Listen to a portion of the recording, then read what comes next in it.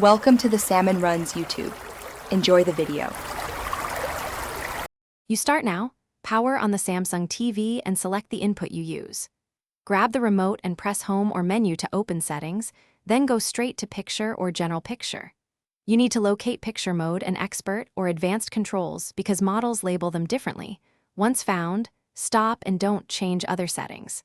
This step ensures you're adjusting the correct controls rather than default presets, which can mask the brightness problem until you edit them. Now adjust the core controls. Set picture mode to standard or movie so you start from an accurate baseline. Increase or decrease brightness to change black level and detail, then tweak backlight for overall screen luminance and contrast for highlights.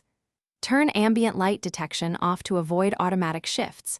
Make small changes and wait a few seconds after each tweak so the panel stabilizes. If available, use a test pattern or pause frame to judge shadow. Finish by fine-tuning gamma or black level to resolve crushed shadows or washed midtones. Small adjustments here change perceived brightness without blowing highlights.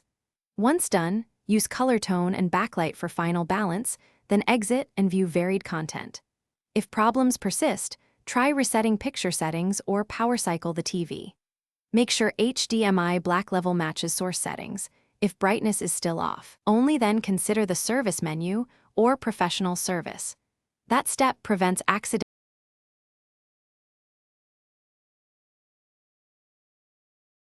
Thanks for watching. Consider subscribing if we helped you.